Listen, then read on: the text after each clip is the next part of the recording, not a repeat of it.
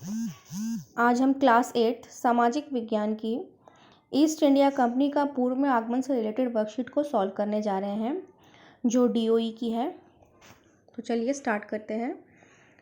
मुग़ल बादशाह में औरंगज़ेब जो था वो आखिरी शक्तिशाली बादशाह था। उसके बाद जितने मुग़ल बादशाह हुए वो उतने शक्तिशाली नहीं थे। 1707 में उसकी मृत्यु हो गई, जिसके कारण जो वहाँ के स्थानीय सूबेदार थे उन्होंने अपनी रियायतें कायम कर ली थी। और साथ ही साथ 18वीं सदी के आते आते तक जो अंग्रेज़ हैं वो भी एक ताकत के रूप में उभरने लग गए थे। हालांकि ये जो अंग्रेज़ लोग थे एक व्यापारिक कंपनी के रूप में भारत आए थे। इसका काम जो था सिर्फ भारत के साथ व्यापार करना था शुरुआत में, लेकिन धीरे धीरे ये लोग क्या हुए, देश के नीति निर्धारक बन गए। नीति निर्धारक माने ये कानून को लागू करने लग गए, अपने नियम बनाने लग गए और सबको उसे मानना पड़ता था। लेकिन ये सब पॉसिबल कैसे हुआ, इसके पीछे कहानी क्या है, चलिए हम ये सब जानते हैं। 1600 ईस्वी में ईस्ट इंडिया कंपनी ने इंग्लैंड की महारानी एलिजाबेथ से पूर्व के साथ व्यापार करने का चार्टर हासिल किया। चार्टर होता है इजाज़तनामा, जिसके कारण इंग्लैंड से सिर्फ यही कंपनी जो है पूर्व के साथ व्यापार कर सकती थी। साथ ही वो जो है पूर्व में नए इलाकों को खोज सकती थी जहां वो अपना व्यापार स्थापित करे और वहां से जो है सस्ती कीमत पर चीज़ें खरीद कर उन्हें अपने देश में लाकर यूरोप में ऊंची कीमत पर बेचकर मुनाफा कमा सकती थी, और किसी को भी अधिकार नहीं हासिल था। लेकिन इससे जो है दूसरी यूरोपीय ताकतों को तो ये रोक नहीं सकती थी। दूसरे यूरोपीय ताकतों में फ्रांस, डच, पुर्तगाल जैसे देश आते थे। वो भी जो थे व्यापार में होड़ कर रहे थे इनके साथ। पुर्तगालियों ने भी जो है गोवा में अपना ठिकाना बना लिया था। अब क्या था, यूरोप के बाज़ारों में भारत के जो सूती कपड़े होते थे, रेशम होती थी, काली मिर्च, लौंग, इलायची, दालचीनी की बहुत ज़्यादा मांग थी। अब इतनी सारी कंपनियां यहाँ आ गई थी, जिसके कारण इनमें जो है आपस में प्रतिस्पर्धा यानी कंपटीशन बढ़ने लग गया था। और भारत में इसी कारण से इन वस्तुओं की कीमतें बढ़ने लगी थी, जिस कारण से इनको मुनाफा यानी प्रॉफिट कम होने लगा था। इस कारण जो है बाज़ार पर कब्जा करने के लिए इन कंपनियों में होड़ लगी रहती थी और लड़ाइयाँ शुरू हो गई, लड़ाइयाँ होने लग गई। धीरे धीरे इन लड़ाइयों की वजह से इन्होंने अपने आप को सुरक्षित करने के लिए अपने बस्तियों की किलेबंदी करनी शुरू कर दी। प्रोटेक्ट करने के लिए लड़ाई कभी भी हो जाती थी ताकि इन्हें नुकसान ना हो, इनकी बस्तियों को नुकसान ना हो, इसके लिए इन्होंने किलेबंदी करना शुरू कर दिया। इसके कारण इनका जो है झगड़ा वहाँ के स्थानीय शासकों से भी होने लगा, क्योंकि स्थानीय शासकों के व्यापार में भी ये लोग इंटरफेयर करने लगे थे। उनको भी अब कम मुनाफा होने लग गया था। और स्थानीय शासक तो वैसे भी पहले से भी इन व्यापारिक कंपनियों से दुखी थे, क्योंकि ये लोग प्रॉफिट ही कमाना जानते थे सिर्फ, और ये विदेश के थे। पहली बात तो हमारे देश की चीज़ों को ले जाते थे सस्ती कीमतों पर, अपने देशों में जाके बेच देते थे ऊंचे ऊंचे दामों पे। तो इसीलिए जो है स्थानीय शासकों से भी इनका टकराव होने लगा। चलिए हम एक बंगाल के एग्जाम्पल से समझते हैं कि वहाँ पे क्या क्या हुआ था, क्यों इनका स्थानीय शासकों से टकराव हो रहा था। 1651 ईस्वी में हुगली नदी के किनारे पहली इंग्लिश फैक्ट्री की जो है स्थापना हुई, मतलब शुरू हुआ था वहाँ पे, जहाँ पे निर्यात करने वाली चीज़ों को जमा किया जाता था। निर्यात यानी जो यहाँ से हमारे देश से दूसरे देशों में ले जाया जाता था, निर्यात करने वाली चीज़ों को वहाँ जमा किया जाता था।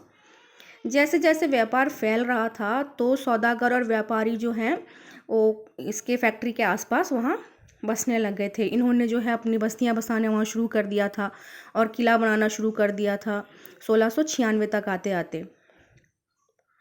उसके बाद इन्होंने जो है मुग़ल अफसरों को रिश्वत देकर 3 गांव की ज़मींदारी खरीद ली थी, जिसमें से एक गांव था कलिकाता, जो बाद में कलकत्ता बना और इसे हम जो है अभी कोलकाता के नाम से जानते हैं।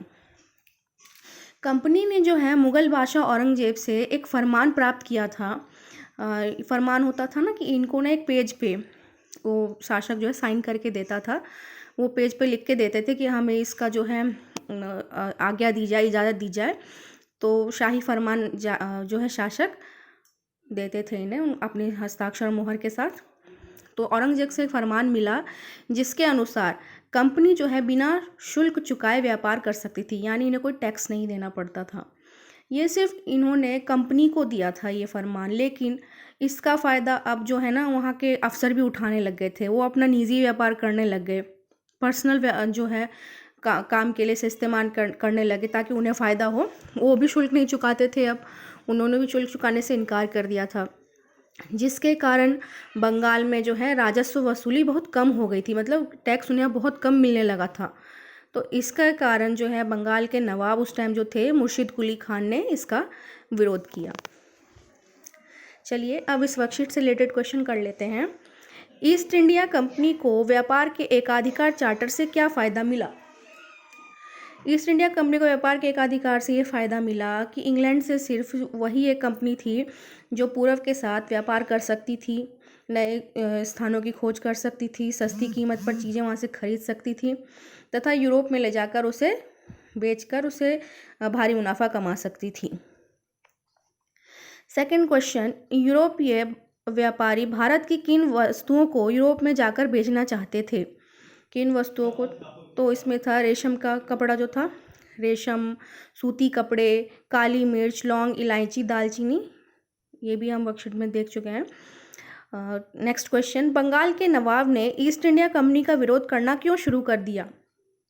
ईस्ट इंडिया कंपनी का विरोध इसलिए उन्होंने किया क्योंकि औरंगज़ेब ने जो फरमान दिया था उसके अनुसार सिर्फ कंपनी को अधिकार था कि वो कोई बिना कोई शुल्क चुकाए व्यापार कर सकती है, लेकिन बाकी अंग्रेज अफसर भी इसका फ़ायदा उठाने लगे थे, उन्होंने भी शुल्क चुकाने से इनकार कर दिया था, जिस कारण उस टाइम जो बंगाल के नवाब थे मुर्शिद कुली खान ने इसका विरोध किया।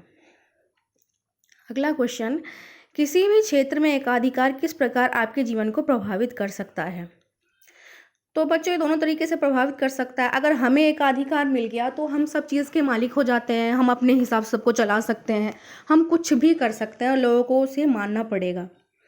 और वहीं अगर एकाधिकार किसी दूसरे को मिल जाए तो हम जो है पिसके रह जाते हैं, वो जो कहेगा हमें करना पड़ेगा, हमारा जीवन बहुत दुखी हो जाता है, हम कंगाल हो जाते हैं, भिखारी हो जाते हैं, जो कहेगा वही करना पड़ेगा। इसी का दूसरा पार्ट है, अपने जीवन के किसी उदाहरण के द्वारा विस्तार पूर्वक लिखिए। ये तो आप अपने आप ही लिख सकते हैं क्या है क्या नहीं है, लेकिन मैं एक एग्जांपल आपको दे दूंगी। जैसे अगर आपको मॉनिटर बना दिया जाए क्लास का और आपका टीचर ना हो, तो आप जो कहोगे वो बच्चों को मानना पड़ेगा, भाई ऐसे कर वैसे कर, जो भी कहोगे उन्हें मानना पड़ेगा। तो ये उस टाइम आपका एकाधिकार हो गया। वहीं अगर किसी और का एकाधिकार चला, जैसे घर पे मम्मी का एकाधिकार चल रहा है, वो आपको जो कहेगी आपको करना पड़ेगा, ऐसे कर, नहीं को करेगा तो ये कर दूंगी। तो ये मैंने एग्जाम्पल दिया है, आपको भी अगर अपने तरफ से कुछ आता है तो आप इसमें आप लिख सकते हैं। बच्चों इस वीडियो से रिलेटेड अगर आपकी कोई क्वेरीज हो, कोई डाउट हो, कोई क्वेश्चन हो, तो आप कमेंट बॉक्स में अपने क्वेश्चन डाल सकते हैं, मैं उसका रिप्लाई आपको कर दूंगी। Thank you very much.